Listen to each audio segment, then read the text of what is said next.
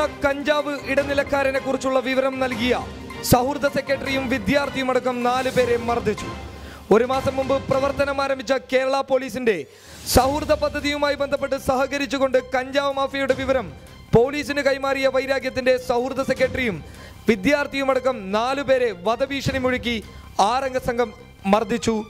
വിദ്യാർത്ഥി റംഷാദ്, സൗഹൃദ സെക്രട്ടറി ഫാറൂഖ്, നൌഫൽ, ഷബീബ് എന്നിവർക്കാണ് മർദ്ദനമേറ്റത്.